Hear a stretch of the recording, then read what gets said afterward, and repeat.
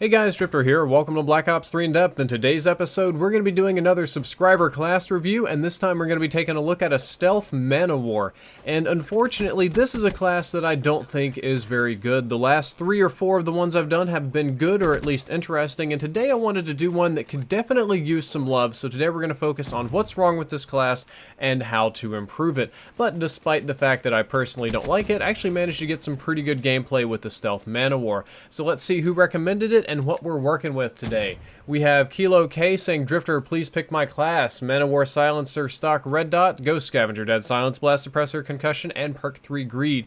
He did not recommend a specialist to use, so I decided to go ahead and use the stealth ability, or the active camo. You can see the gun here with the red dot and the stock and the suppressor. Pretty straightforward for a stealth class. Same kind of thing down here with blast suppressor and dead silence and ghost and scavenger and our one tactical grenade. I play a lot of different classes in Black Ops 3. I play a lot of goofy guns, and there's a lot of things that I can make work, but at the same time I can't accept that the Man-O-War is a good weapon with a suppressor. Putting a suppressor on the Man-O-War is just a bad idea in general. As a matter of fact, it's one of the worst assault rifles in the game to put a suppressor on because it has a relatively low rate of fire, and its specialty is that it's got 3-shot kills over very long range, and when you put a suppressor on, you kill the range of the weapon, and you kill its specialty, and you're left with kind of a low rate of fire, low range weapon with some wonky handling statistics. I mean, it has a slower ADS and sprint out, and some other kind of things. So putting a suppressor on the Man-O-War almost makes it useless. It makes it a very non-functional, or at least non-competitive weapon. And as far as the attachments goes, they're pretty rough in general. I get that we want a stealth class, so I'm not going to talk about the suppressor too much. Stock is very nice on this weapon, not going to complain about stock, but red dot sight is completely outclassed by the VARIX and BOA now. The VARIX will give you a massive recoil reduction, which is very, very badly needed on the Man-O-War because it has higher than average recoil, and the BOA will also give you a significant recoil reduction, which again we have neither of. Even in this case, the ELO is probably a better sight. I find ELO but easier to use than red dot because it's more open, but definitely VARIX and BOA would be a smarter choice than the red dot sight on this weapon. Next up, when it comes to the class and what we're struggling with, we have no fast hands or quick draw to help with the slower Man-O-War sprint out and ADS times. So the Man-O-War has a slower aim down sights time than any other assault rifle, and it has a slower sprint out time than any other assault rifle, meaning that it is going to be the slowest to go from sprinting to aim down sights, or just regular aim down sights. It is in no way a fast reaction weapon, and we have nothing to sort of ease that burden. As a matter of fact, you're just expected to suck it up and take it with this particular class.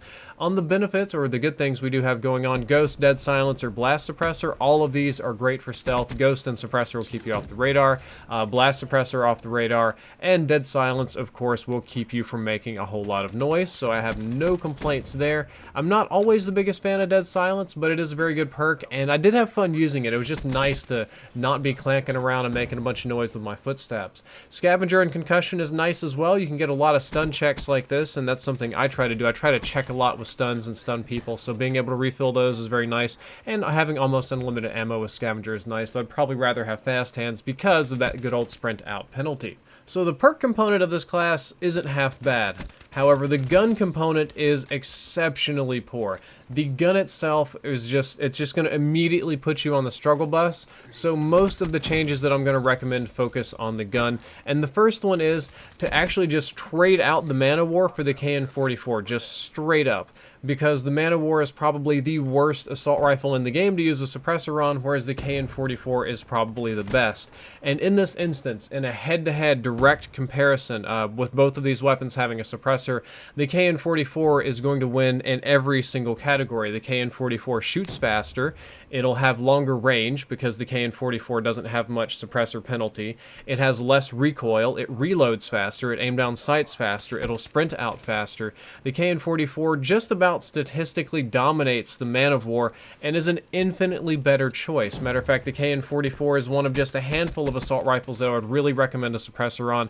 But if you hate the KN, honestly, the XR2 isn't half bad either, given how its range works and some other sort of things. You've got to trade out the red dot sight for the VARIX or the BOA. It's especially noticeable if you're just damned and determined to use the Man-O-War. You need some recoil reduction. You need a foregrip, but since we don't need that, we could just run a VARIX on it and significantly significantly reduce the recoil. However, even if we were running something like a KN-44, it would be very nice to go ahead and just run the VARIX sight or run the BOA sight. Just anything to cut recoil and make it very laser-like is nice on a suppressed weapon.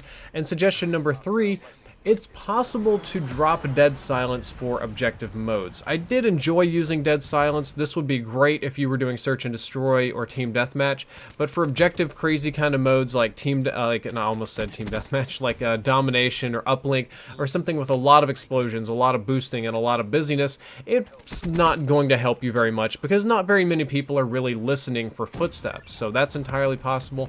But the big takeaway from this episode, the big thing I want you to remember, is that the Man of War is just not a good stealth weapon at all. No matter what you do to it, you can't make it a very good stealth weapon. So I would completely scrap that and go straight to the KN-44, and I can just about guarantee you an instant improvement. Guys, that's all for this short episode of In Depth. I hope that you enjoyed it, and I hope you learned something useful. If you did, don't forget to like, favorite, and subscribe. The previous episode was on the Killakuta class, and the next episode is probably going to be another subscriber class review. Drifter out.